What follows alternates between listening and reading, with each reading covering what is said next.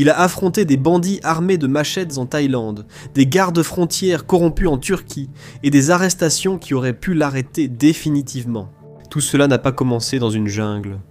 Tout a commencé dans une rue tranquille de Bethel, dans l'Ohio, où Stephen M. Newman, un diplômé en journalisme grand et timide, est descendu du perron de ses parents le 1er avril 1983 et a simplement continué sa route. Sans sponsor, sans équipe de soutien, même pas avec un vrai plan. Sa règle était simple, prendre ce que le monde t'offre et découvrir comment sont vraiment les gens quand tu es un inconnu sans destination. Au bout de 5 miles, le monde a répondu immédiatement. Son sac à dos était si lourd qu'il s'est effondré en larmes sur le bord de la route. Sa mère a dû venir en voiture et alléger son sac sur place. Ce n'était pas encore héroïque, c'était gênant, chaotique et douloureusement humain. Et c'est ça, le truc avec cette histoire. Elle ne commence pas par un triomphe. Elle commence avec un gars qui se rend compte que son rêve pourrait vraiment le tuer, et qui choisit quand même d'avancer. Son voyage était censé être une épreuve de la nature humaine, où il ne boirait que de l'eau. Il aurait faim si personne ne lui donnait à manger. Il dormirait par terre si personne ne lui offrait un abri. Son seul argent venait des articles publiés, plus le dépôt occasionnel de $1000 de sa mère. Et plus il marchait, plus l'expérience changeait. Ce n'était plus seulement l'homme contre les autres. C'était la météo, les frontières, les animaux, la faim, l'homme contre la planète entière. Le voyage hors de l'Ohio était difficile. Il a dû rester 2 semaines à Athens car ses genoux étaient enflés comme des ballons de basket. Sa destination était Washington, D.C. S'il y arrivait, il pourrait au moins dire qu'il avait essayé, et qu'il y était parvenu. Après avoir échappé à une attaque dans un hôtel abandonné, il a commencé à dormir d'un sommeil léger, bottes aux pieds, sac à proximité, prêt à partir, toujours en mouvement. Il a atteint Boston et l'Atlantique.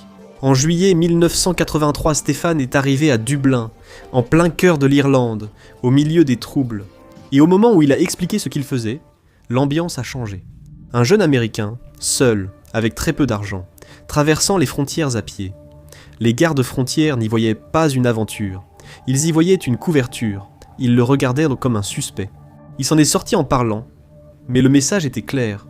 La suspicion serait un compagnon de voyage officieux. Stéphane était quand même parti vers le nord, en Irlande du Nord, en direction de Belfast, dormant où il le pouvait.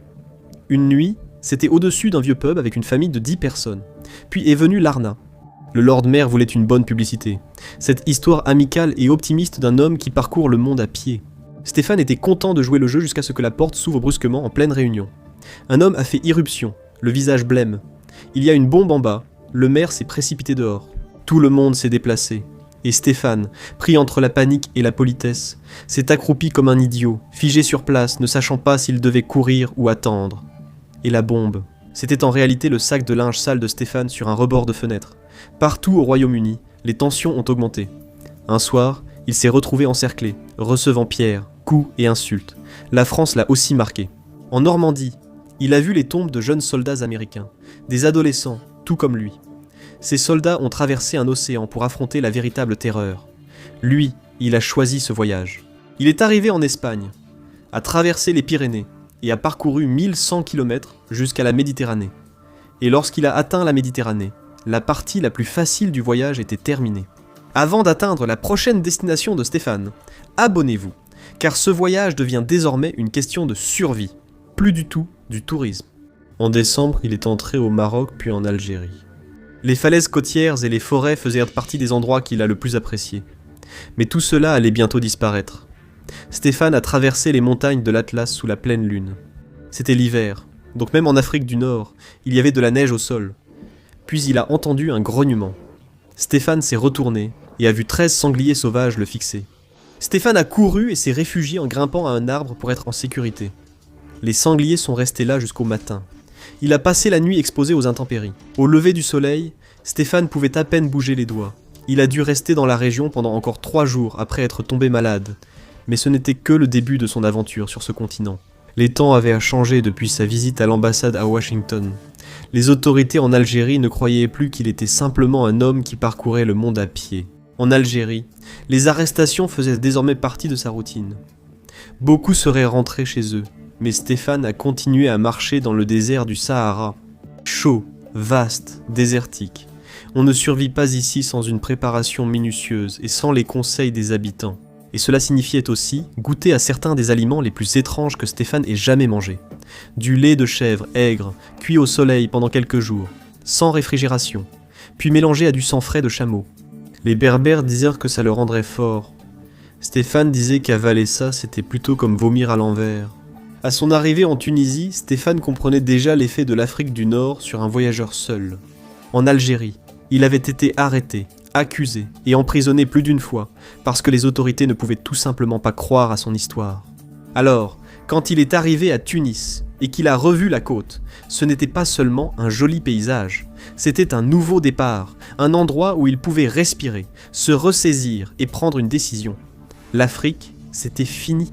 En mars 1984, il est retourné en Europe. Il a d'abord débarqué en Italie, vivant de sardines, avalées sur le champ, directement sur les filets des pêcheurs. Je ne sais pas pour vous, mais j'aurais sans doute mis la limite là. Venise lui a apporté un peu de réconfort, et des bottes neuves envoyées par sa mère. L'Europe de l'Est lui reste floue. Ensuite, il est descendu à pied vers le sud, en Grèce, à bout de force, où il a passé 2 semaines à travailler dans un cirque. De là, direction la Turquie. Il en avait entendu du mal. Des voyageurs américains, arrêtés et battus. Mais cela ne s'est pas produit. Stéphane a décrit les Turcs comme l'un des peuples les plus chaleureux qu'il ait rencontrés. Des employés du téléphone dans le centre de la Turquie se sont arrêtés pendant la tempête pour lui offrir un appel gratuit chez lui. Pourquoi ? Ils ont compris qu'il était l'homme qui faisait le tour du monde à pied. L'un d'eux a même grimpé sur un poteau sous la foudre pour que cela soit possible. Steven est ensuite tombé sur un village nommé Gunkoyu. Pour les habitants, il était une curiosité.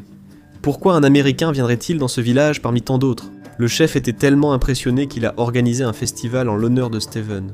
Au moins pour une nuit, il s'est prélassé sur une chaise comme un roi. Il a regardé les habitants le parfumer et faire des spectacles pour lui. Puis, les choses ont de nouveau pris une tournure plus sombre. La Turquie a des frontières avec 8 pays, mais Steven devait continuer vers l'est, et cela ne signifiait qu'un seul endroit, l'Iran. Les gardes étaient en alerte lorsque Steven est arrivé là-bas en octobre 1984. Une fois de plus, il a été détenu, mais cette fois, c'était différent. L'Iran était en difficulté à cette époque, et la Turquie aussi. Elle était en pleine guerre civile.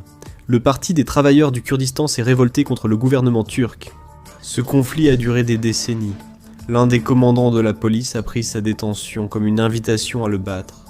Il a proféré des obscénités anti-américaines, tout en frappant le naïf américain. Plus tard, le garde qui surveillait Steven est allé aux toilettes au milieu de la nuit. Steven a vu sa chance. Il est sorti par une fenêtre et s'est engouffré dans l'obscurité. Stephen était arrivé à une impasse. Il ne pouvait pas aller plus loin, ni entrer en Iran ni en Afghanistan. Même pour lui, ces endroits étaient trop dangereux. Révolution islamique, Khomeini, guerre Iran-Irak, invasion soviétique de l'Afghanistan, les Moudjahidines. Alors il a pris l'avion directement pour le Pakistan. Mais les gardes frontières n'étaient pas ravis de le voir. Ils ont essayé de le convaincre de ne pas traverser. Au moins, il n'y a pas eu d'arrestation cette fois. Les montagnes enneigées du pays restaient parmi ses souvenirs les plus précieux. Cependant, Stephen était préoccupé par le ton militariste qui régnait là-bas, et il s'est vite lassé des regards et des foules animées qui voulaient le voir. Et ce n'était qu'un avant-goût. L'Inde était également difficile d'accès.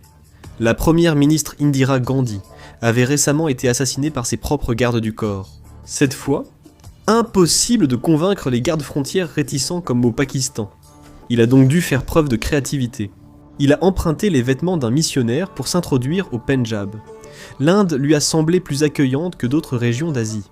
Il a partagé du lait de chèvre caillé avec les locaux. Il partageait des repas avec des moines bouddhistes, mais il ne pouvait s'empêcher de le fixer. Sa peau blanche et ses cheveux roux les fascinaient. Il ne pouvait ni laver ses vêtements, ni se baigner sans attirer des centaines de personnes. À un endroit, il a réuni une foule de 7000 personnes. Puis il a appelé chez lui à Noël. Son père était décédé un mois plus tôt, le jour de Thanksgiving. Cet appel téléphonique depuis la Turquie a été la dernière fois qu'il a pu parler à son père. Stéphane était en pleine crise, le voyage commençait à lui coûter cher. Stéphane perdait beaucoup de poids, mais le fardeau mental et émotionnel était encore plus lourd. Il avait le mal du pays, sa famille et ses amis lui manquaient, et la foule devenait dangereuse. On le bousculait et on l'agrippait. Il avait peur d'être écrasé. La police a dû repousser les gens à coups de bâton. Il avait du mal à savoir quoi faire ensuite. Rentrer chez lui et être avec sa famille en deuil. Stéphane ne courait pas après les records.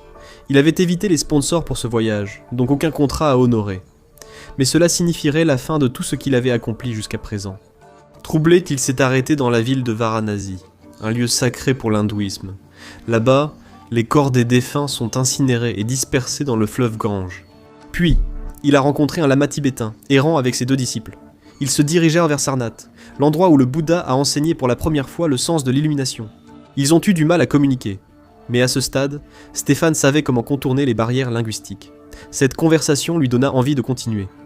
Ensuite, il suivit un canal au-delà de Calcutta. Au début, il longeait la route, mais il s'est ensuite enfoncé dans la jungle. Il pensait devoir passer la nuit là, parmi les tigres et les serpents. Mais sur la rive, un homme mystérieux l'invita dans une maison vide. Mais ce n'était pas aussi dangereux que ça en avait l'air. C'était une maison d'hôte moderne avec beaucoup d'espace. L'homme était le propriétaire qui l'avait dédié comme lieu de repos pour les voyageurs fatigués, au nom de ses parents. Stephen était le 13e invité, le chiffre le plus chanceux en Inde. Cela réglait les choses. Il était allé trop loin pour s'arrêter maintenant. Il y aurait toujours quelque chose de magique, ou de beau qu'il pourrait manquer s'il abandonnait. Il est arrivé en Thaïlande en février 1985, et il n'a pas tardé à avoir quelques doutes sur ce choix. La nourriture là-bas, c'était souvent juste des scorpions ou des cafards frits. Mais il ne s'est pas plaint. Il disait que ça avait le goût de l'agneau. Mais la cuisine serait le moindre de ses problèmes. Il a traversé la jungle dans le sud du pays, une nuit. C'était pour éviter la chaleur de la journée. Mais il n'était pas seul. Cette route était probablement l'une des plus dangereuses au monde. Effectivement, des bandits armés de machettes lui ont foncé dessus, et tout ce que Steven avait, c'était un parapluie. Il a essayé de leur faire croire que c'était une arme, mais ça n'a pas marché. Alors il l'a brandi comme une massue, et les a repoussés un moment, mais ce n'était qu'une question de temps. L'un d'eux l'a attrapé par derrière et l'a tiré au sol, brandissant sa machette. La machette a frappé son sac à dos et a ricoché. Il avait failli se faire décapiter, mais le destin est intervenu. Les phares d'une voiture ont effrayé les bandits. Un pick-up est passé. Stephen a saisi l'occasion et a sauté dedans. Le conducteur était un agriculteur local qui était avec sa femme et ses filles. Voir un Américain en détresse leur sauter dessus a provoqué la panique. Heureusement, Stephen avait beaucoup appris à ce moment-là. On n'a peut-être pas la même langue, mais les gens trouvent toujours un moyen de se comprendre. La famille s'est calmée et l'a conduit au poste de police. Pas d'arrestation ni de passage à tabac cette fois. Ils lui ont offert la sécurité. Stephen s'en est sorti indemne. Dès le lendemain, Stephen se disait logiquement qu'il devrait rentrer chez lui. Mais il a rencontré un autre moine bouddhiste qui a senti que cet Américain avait besoin de quelque chose de plus qu'un simple repos. Stephen a été invité à séjourner au monastère voisin. Aucun d'eux ne parlait anglais, à l'exception du supérieur que Stephen rencontrait chaque nuit dans les grottes. Cela lui a donné la confiance nécessaire pour traverser le reste de la Thaïlande, trouvant refuge dans un nouveau monastère chaque nuit. Mais il n'avait pas encore fini de jouer avec sa vie. En juin, il était en Malaisie, au milieu d'une jungle dense, de forêts d'évéas et d'une chaleur écrasante. Marcher là-bas était plus lent, et tout semblait plus reculé, isolé. Dans un village, il a assisté à un rituel où des gens marchaient sur des braises comme si c'était normal. Stéphane a dit que c'était l'une des choses les plus étranges vues pendant le voyage. Singapour était tout le contraire. Moderne, rapide, propre et contrôlé. Il n'y est pas resté longtemps. Après des semaines dans la jungle, Singapour lui a paru presque irréel, et il a compris combien il s'était éloigné de la vie normale. C'était un arrêt rapide avant un grand saut, quittant l'Asie pour se diriger vers l'Océanie. Pour Stéphane, l'Australie ne signifiait pas simplement traverser les villes animées et agréables de la côte.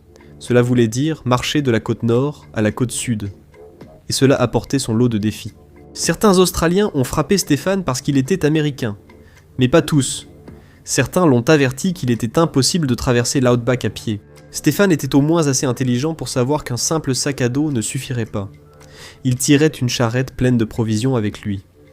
L'outback l'a épuisé. Il a appris à manger des lézards, à se cacher dans des puits d'opale pour fuir le soleil brûlant, et à trouver une pierre pour sa mère, jusqu'à ce qu'un Australien ivre le braque avec un fusil et qu'elle lui échappe. 2 inconnus l'ont ramené, et contre toute attente, la pierre a été retrouvée au milieu de nulle part. Il a dit que c'était l'une des expériences les plus terrifiantes qu'il ait vécues pendant le voyage. Mais Stéphane était un survivant. Il est arrivé à Melbourne, et a quitté l'Australie en juin 1986. Stéphane a pris un avion, et s'est envolé pour Vancouver. La dernière étape de son voyage avait commencé, et cela signifiait entreprendre quelques quêtes secondaires. L'une d'elles l'a mené à Los Angeles, et là, il avait un public. 3000 personnes l'ont suivi de Pacific Palisades jusqu'au Temescal Canyon Park. Il n'a pas compté les 10 km, comme faisant partie de son total. Seul le trajet direct de Vancouver à Bethel comptait. L'ouest des États-Unis défilait à toute vitesse. Les tours de Seattle, des ciels sans fin, des montagnes violettes, même des bisons en liberté. L'hiver a frappé fort avant la ligne de partage des eaux. Stéphane a dormi dans la neige à moins 25 degrés Celsius, mais cela n'avait pas d'importance. La maison était proche. Les 5 derniers miles traversant des routes rurales et des champs saupoudrés de neige dans le parc d'État d'East Fork. Chaque pas le rapprochant du perron qu'il avait attendu tout ce temps. Derrière lui s'étendait un monde qu'il avait traversé, chaque recoin gravé dans sa mémoire. Le 1er avril 1987, Stéphane est revenu à Bethel, le drapeau américain sur le dos. Des centaines de personnes l'ont entouré lors de son dernier kilomètre sur Main Street. Enfin, il est arrivé sur ce même perron d'où il était parti et s'est jeté dans les bras de sa mère. 4 ans, autant de paires de bottes, 5 continents, 21 pays entre 20 et 25 kilos perdus, des centaines de familles chez qui il a séjourné. 4 000 $ dépensés, 34 000 kilomètres parcourus et 40 millions de pas. Stéphane a rencontré beaucoup de difficultés lors de son périple autour du monde, mais selon lui, le monde est un endroit bien meilleur qu'on ne le pense. Il y a plus de bonnes personnes que de mauvaises, même dans les endroits dangereux. Stéphane Newman est allé là où presque personne ne va. Jusqu'où pourrais-tu aller si tu essayais ? Merci de m'avoir rejoint aujourd'hui. J'espère que tu as apprécié la vidéo, et si tu veux en voir d'autres comme celle-ci, pense à t'abonner et à activer les notifications. Ça fait vraiment une différence. Merci encore, et on se retrouve la prochaine fois sur MapPack.